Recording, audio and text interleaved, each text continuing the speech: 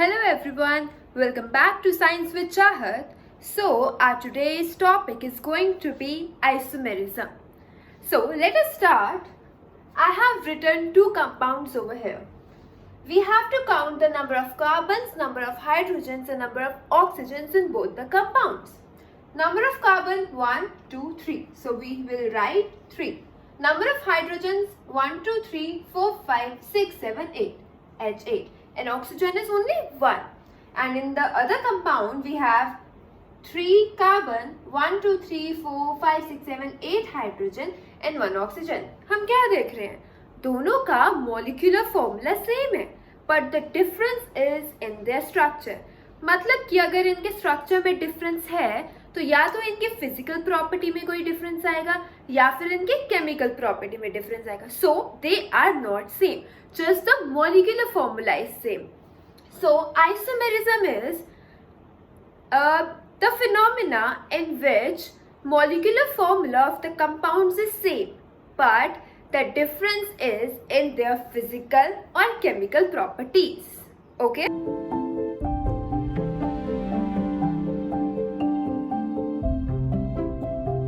Yes, we have just learned the definition of isomerism. You have to write this in your notebooks.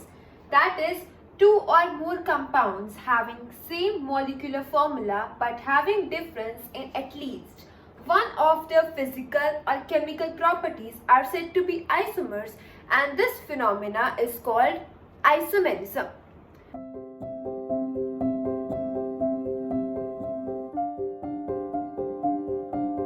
So now we have two types of isomerism. First one is structural, जिसको हम constitutional isomerism भी कहते हैं, and the second one is stereoisomerism. Structural isomerism के 5 parts होते हैं आगे: chain, positional, functional group, metamerism and tautomerism. And जो stereoisomerism होता है उसके आगे 2 parts होते हैं: conformational isomerism and configurational isomerism. And जो इसमें configurational isomerism होता है इसके भी आगे 2 parts होते हैं: geometrical isomerism and optical isomerism. तो आज हम अपना पूरा फोकस स्टीरियो आइसोमेरिज्म पे रखेंगे. Isomerism we know molecular formula same होगा बट डिफरेंस होगा उनकी या तो फिजिकल प्रॉपर्टी में या केमिकल प्रॉपर्टी में. अब जो स्टीरियो आइसोमर है उसमें जो ये डिफरेंस अराइज होता है वो क्यों होता है? In stereoisomerism the difference in the physical or chemical property of any compound arises due to the difference in configuration. Now what is configuration? Relative arrangement of groups in 3D.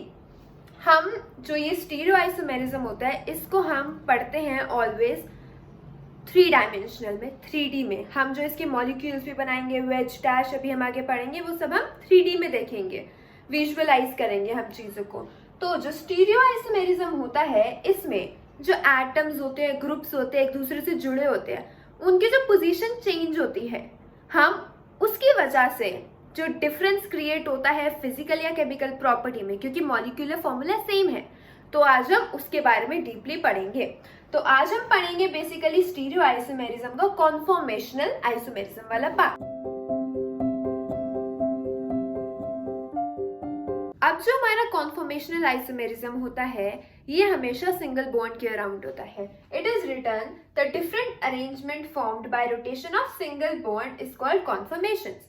अब मानो हमारे पास 2 carbon हैं, उनके बीच में एक single bond है. हम जब इसको रोटेट कर रहे हैं इनकी पोजीशन चेंज हो रही है. यहाँ पे एक पोजीशन है, यहाँ पे एक, यहाँ पे एक, यहाँ पे एक, यहाँ एक, बहुत ज़्यादा पोजीशन चेंज हो रही है. और माना जाता है 1 सेकेंड में इनकी 10⁻21 टाइम्स पोजीशन चेंज होती हैं. तो कभी भी प्योर कन्फॉर्मर्स को आइसोलेट करना बहुत मुश्किल होता है. तो अभी हम इस कॉन्सेप्ट को अच्छे से पढ़ने के लिए 2 प्रोजेक्शंस पढ़ेंगे, जो है Newman projection and sawhorse projection. उसकी वजह से हम देख पाएंगे, विजुअलाइज कर पाएंगे कि 3D में एक्चुअली हो क्या रहा है, रोटेट कैसे हो रही है चीजें. ओके, तो सबसे पहले हम पढ़ते हैं न्यूमैन प्रोजेक्शन. इसमें हम लेते हैं CH3 हम कुछ भी ले सकते हैं, अभी समझाने के लिए हम CH3 ले रहे हैं. जो पहला वाला C है हम उसे डॉट से रिप्रेजेंट करेंगे, जो दूसरा वाला C हम उसे एक सर्कल से रिप्रेजेंट करेंगे. ओके, अब हमें बनाना है, हमने एक डॉट बनाई, ये वाला C, इसके जस्ट पीछे हमें दूसरा वाला सी अटैच करना है सिंगल बॉन्ड से, क्योंकि ये सिंगल बॉन्ड से अटैच है। तो हमने ये बना दिया, ये वाला बड़ा सर्कल ये वाला सी है, डॉट ये वाला सी है। अब इस डॉट से क्या क्या अटैच है, इस कार्बन से 3 हाइड्रोजन अटैच है, हाइड्रोजन, हाइड्रोजन एंड हाइड्रोजन। और जो ये वाला कार्बन है इससे भी 3 हाइड्रोजन अटैच है, हाइड्रोजन, हाइड्रोजन एंड हाइड्रोजन। ये जो हाइड्रोजन है वो एक दूसरे के बिल्कुल पीछे हैं। हमने खुद देखने के लिए इसलिए हमने इसे थोड़ा साइड में बनाया, वैसे बिल्कुल पीछे है। मतलब कि एक तरह से कैसा स्ट्रक्चर है, ये कार्बन है, ये हाइड्रोजन, ये हाइड्रोजन, ये हाइड्रोजन और ये हाइड्रोजन। ये वाला छोटा सर्कल है और एक ये बड़ा सर्कल है, मतलब ये एक कार्बन है, ये एक कार्बन है। अगर हम यहां से देखें तो हमें ये सिंगल बॉन्ड नहीं दिखेगा, ना हमें ये कार्बन दिखेगा, हमें इसके ऊपर ये दिखेगा, इसके ऊपर ये दिखेगा, इसके ऊपर ये दिखेगा, ये सुपर इम्पोज्ड होंगी। अब क्या होगा, ये जो हमारी स्ट्रक्चर बनी जिसमें हाइड्रोजन हाइड्रोजन एक दूसरे के ऊपर इम्पोज हो रहे हैं, सुपर इम्पोज हो रहे हैं, इस फॉर्मेशन को हम कहते हैं एक्लिप्स्ड। एक्लिप्स्ड एंड यू नो 360 डिग्री का होता है पूरा सर्कल, ये सारे हमारे 120 के एंगल है। हम इसको अगर 60 डिग्री से रोटेट कर दें तो हमारी कौन सी प्रोजेक्शन बनेगी, ये हमारी डॉट थी आगे वाला कार्बन, बड़ा वाला सर्कल हमारा पीछे वाला कार्बन था। हम पीछे वाले कार्बन को वैसे ही रखेंगे, उसके जो हाइड्रोजन है उन्हें नहीं हिलाएंगे, हम सिर्फ जो डॉट है आगे वाला कार्बन है उसे रोटेट करेंगे। तो पीछे वाले को हमने बना दिया एज इट इज सेम, और जो आगे वाला है हमने उसे, ये 120 डिग्री का एंगल था, 60 का हाफ होगा, 60 डिग्री रोटेट कर दिया। तो इसका एक हाइड्रोजन यहां बनेगा, एक हाइड्रोजन यहां बनेगा, एक हाइड्रोजन यहां बनेगा। इस फॉर्म को हम कहते हैं स्टैगर्ड फॉर्म। और एक्लिप्स्ड और स्टैगर्ड के बीच में कोई भी पोजीशन बनती है हम उसे स्क्यू कहते हैं, SKEW, स्क्यू। ये एक्लिप्स थी जब एक दूसरे के ऊपर सुपर इम्पोज हो रहे थे दोनों कार्बन्स के जो अटैच थे, और ये स्टैगर्ड है जिसमें वो रोटेट हो चुके हैं 60 डिग्री से। उनके बीच में जितनी भी पोजीशंस बनेंगी वो स्क्यू होंगी। साथ मैंने आपको बताया था हम जो ये स्टीरियो आइसोमर्स पढ़ते हैं हम उन्हें 3D में पढ़ते हैं। तो 3D के लिए हमें एक चीज बहुत इंपॉर्टेंट पता होनी चाहिए, वो है वेज डैश फॉर्मूला। वेज मतलब कोई मॉलिक्यूल हमारी तरफ है प्लेन से, डैश मतलब वो प्लेन के अंदर है, एंड सिंगल बॉन्ड जो स्ट्रेट लाइन होती है उसका मतलब होता है वो ऑन द प्लेन है। जैसे कि हमारे पास एक कार्बन है, इससे एक हाइड्रोजन जुड़ा है, एक और हाइड्रोजन जुड़ा है, एक और हाइड्रोजन जुड़ा है और एक और हाइड्रोजन जुड़ा है। अब ये वाले जो सिंगल बॉन्ड वाले हाइड्रोजन इससे जुड़े हैं, जो प्लेन बॉन्ड है, स्ट्रेट लाइन है, वो मतलब ऑन द प्लेन है इसी के ऊपर। अब ये जो आप वेज देख रहे हो, हम इसको एज ए ट्राइंगल रिप्रेजेंट करते हैं। इसका मतलब है कि ये वाला जो हाइड्रोजन है ये आपकी तरफ निकला हुआ है, प्लेन में ऐसे है ये आपकी साइड, और ये जो डैश के फॉर्म में दिखाया है इसका मतलब है कि ये पीछे की साइड है, बोर्ड के पीछे की साइड निकल रहा है। तो एक तरह से 3D स्ट्रक्चर बन गया। अब जैसे 100 हॉर्स है, 100 हॉर्स में Y बना हुआ है, इसमें क्या होता है, जोन सी साइड राइट साइड की तरफ टिल्टेड है हम उसको मान के चलते हैं वो है वेज।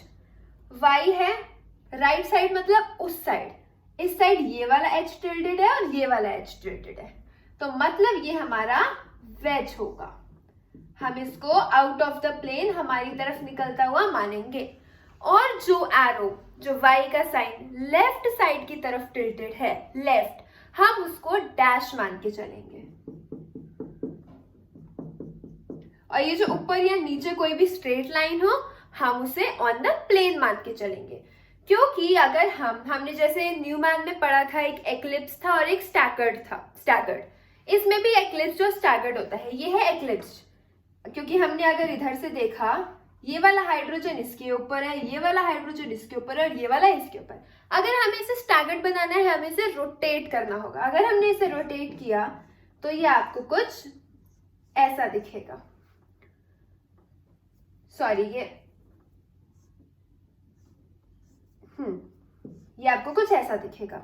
अभी भी जो राइट हैंड साइड की तरफ टिल्टेड है वो हमारा वेज होगा, चाहे एरो ऊपर नीचे हो, राइट साइड की तरफ टिल्टेड है हम उसे वेज मान के चलेंगे, ये भी वेज होगा। और लेफ्ट साइड की तरफ हमारा डैश होगा और ऊपर नीचे हमारा ऑन द प्लेन होगा। अब हम इसके करते हैं कुछ क्वेश्चंस जिससे कि हमें बिल्कुल क्लियर हो जाए। कुछ क्वेश्चंस करने से पहले हम न्यूमैन प्रोजेक्शन में ब्यूटेन का बना के देखते हैं। Butane you all know 4 carbons CH3, CH2, CH2N, CH3। Newman में हमें पता है हमें एक कार्बन को डॉट मान के चलना है और एक कार्बन को सर्कल मान के चलना है। तो हम इस कार्बन को डॉट मान के चलते हैं, इस कार्बन को सर्कल मान के चलते हैं। हमने बनाया डॉट एंड सर्कल। डॉट वाले कार्बन से कौन कौन से एटम्स अटैच है? एक CH3 अटैच है और 2 हाइड्रोजन हमने बना लिए। एक CH3 बना लिया, 2 हाइड्रोजन बना लिए। और जो दूसरा वाला कार्बन है जिसको हमने सर्कल से रिप्रेजेंट किया इसके पीछे है, उसमें कौन कौन से एटम्स ग्रुप अटैच है? एक CH3 और 2 हाइड्रोजन सेम। तो हम उसे बना लेते हैं CH3 एंड 2 हाइड्रोजन्स। ओके, अब अगर हम इसे 60 डिग्री पे रोटेट कर दें, इसे डायहेड्रल एंगल कहते हैं, डायहेड्रल एंगल। तो अगर हम इसे 60 पे रोटेट करेंगे तो हमारा ये यहाँ पे आ जाएगा CH3। इसको 60 से रोटेट करेंगे, H यहाँ पे आ जाएगा, इसको रोटेट करेंगे ऐसा आ जाएगा। पीछे वालों को हम नहीं हिलाएंगे, सिर्फ आगे वाले जो डॉट से अटैच्ड है एटम्स उन्हें रोटेट करेंगे। पीछे वालों को सेम बना दिया हमने CH3H। आगे वालों को 60 रोटेट किया तो यहाँ पे CH3 आ गया, यहाँ पे H आ गया, यहाँ पे H आ गया। अगर अब हमने इसको दोबारा 60 डिग्री रोटेट किया, पीछे वालों को नहीं हिलाना, दोबारा आगे वालों को हिलाएंगे, सेम बनाया CH3H। तो अब ये हमारा ऐसे रोटेट होगा तो ये हमारा आ जाएगा यहाँ पे CH3, यहाँ पे H और यहाँ पे H। हमने दोबारा इसको 60 डिग्री रोटेट किया, डायहेड्रल एंगल्स है सारे, तो अब हमारा आया, पीछे वालों को सेम रखेंगे CH3H और डॉटेड से हमने 60 डिग्री घुमाया तो CH3H। वी ऑल नो ये हमारा है एक्लिप्स्ड। कहाँ लिखूं? यहाँ। इसको हम एक्लिप्स्ड कहते हैं। इसको हम कहते हैं एंटी, जो हमारा लास्ट में बना एंटी। ये वाला हमारा होता है गॉश।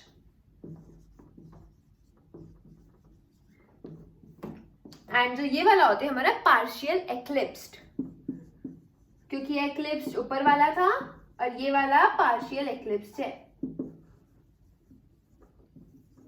ये है हमारा एक्लिप्स्ड, गॉश, पार्शियल एक्लिप्स्ड एंड एंटी। अगर अब हम इनकी स्टेबिलिटी ऑर्डर देखें, वी ऑल नो अगर 2 बड़े बड़े ग्रुप्स साथ में लगे हैं वो एक दूसरे को रिपल्शन होगी उनके बीच में, तो वो स्टेबल नहीं होगा। मैंने आपको बताया था इंडक्टिव इफेक्ट वाले चैप्टर में, जहां पे इलेक्ट्रॉन्स एक जगह भर जाएंगे वो अनस्टेबल हो जाएगी चीज, जहां दूर दूर डिस्ट्रीब्यूट होंगे वो स्टेबल होगी। इसमें भी एक कॉन्सेप्ट लगता है, 2 ग्रुप्स पास पास है, ये हिंड्रेंस हो गई, इनमें स्टेबिलिटी खराब हो जाएगी। तो सबसे ज्यादा इनमें से अनस्टेबल कौन सा होगा? एक्लिप्स्ड। उसके बाद अगर हम देखते हैं गॉश, पार्शियल एक्लिप्स और एंटी में से जो हमारा पार्शियल एक्लिप्स है उसमें भी जो मॉलिक्यूल्स है एक के ऊपर एक है, चाहे CH3 की पोजीशन चेंज हो गई हो पर अभी वो एक के ऊपर एक है। तो सबसे ज्यादा हमारा जो अनस्टेबल है वो है एक्लिप्स, उससे कम थोड़ा अनस्टेबल है पार्शियल एक्लिप्स। उसके बाद हमारा आता है एंटी और गॉश। एंटी और गॉश में देखो, एंटी में CH3 180 डिग्री के एंगल पे है और गॉश में जो CH3 है वो 60 डिग्री के एंगल पे है। पास किस में है? उसमें, तो अनस्टेबल उसमें होंगे। तो हमारा जो स्टेबिलिटी ऑर्डर होगा वो होगा, सबसे ज्यादा स्टेबल होगा एंटी, उसके बाद गॉश, उसके बाद पार्शियल एक्लिप्स्ड एंड लास्ट में एक्लिप्स्ड। आई होप सबको ये चीज क्लियर है, इनका स्टेबिलिटी ऑर्डर क्लियर है, आपको बनाना आ गया है न्यूमैन प्रोजेक्शन। आई होप ये सबको क्लियर है। कार्बन कार्बन सिंगल बॉन्ड से जुड़ा है, इनसाइड द प्लेन Cl है, इसमें H है, इसमें आउटसाइड द प्लेन Br है, इसमें H है, on the plane CH3, CH2, CH3 है। अब हमें पता है जो न्यूमैन प्रोजेक्शन है वो Y की शेप में होती है, हमने बना दिया Y स्टैगर्ड वाला। ओके कोई सा भी बना सकता है, एक्लिप्स भी बना सकते हो, स्टैगर्ड भी, हमने यहाँ प्रेफर किया स्टैगर्ड बनाए।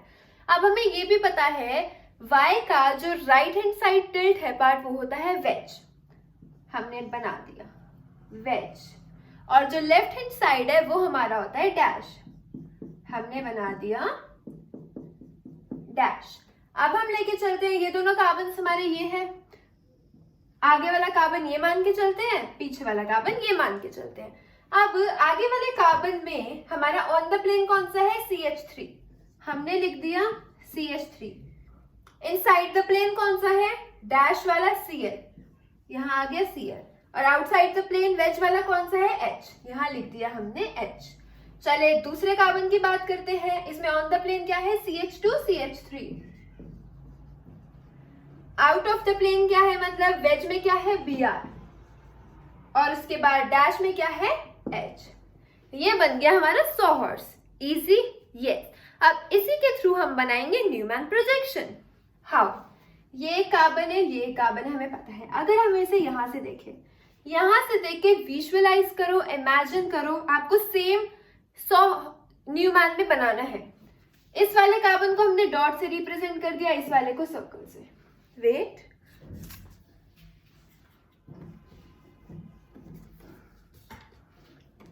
हमने डॉट से रिप्रेजेंट कर दिया इस कार्बन को और पीछे वाले को सर्कल से। यहां से देखो बिल्कुल और सेम बना दो। यहां से देखने पे आपको ये चीज Y दिखेगी, यहाँ Cl दिखेगा, यहाँ H दिखेगा, यहाँ CH3 दिखेगा, और पीछे वाला कार्बन जो ये बड़े वाला है उसमें आपको यहाँ CH2, CH3, वहां Br दिखेगा और यहाँ पे H दिखेगा। ये बन गया हमारा न्यूमैन प्रोजेक्शन। वो हमारा सॉहर्स बन गया, ये हमारा न्यूमैन बन गया। बस यही चाहिए था हमको। यस, आई होप आप सबको ये सब अच्छे से समझ आया हो। ये याद रखना मेन चीज, सॉहर्स में Y बनता है, Y की जो राइट हैंड साइड टिल्ट होती है वो वेज बनती है, लेफ्ट साइड टिल्ट होती है वो डैश बनती है। उसके बेसिस पे आपके सारे क्वेश्चंस हो जाएंगे, क्योंकि अगर हमने एक बार सॉहर्स बना लिया उसके बाद न्यूमैन बनाना बहुत ही आसान काम है। ये वाला न्यूमैन आपको पता है एंटी बना है ना, क्योंकि हिंड्रेंसेस में मतलब जो एंगल घुमा हुआ है वो 360 करके हमारे ये एंटी वाला है, और ये भी हमारा स्टैगर्ड है, both are staggered. I hope this lecture is clear to everyone. For any question inquiries, you can DM me on Instagram. I have put the link in the description, or you can also write in the chat box. Thank you so much. In next class, we will do conformational isomerism हमने कर लिया है, configurational next में करेंगे, optical, geometrical, so interesting. Thank you so much for today.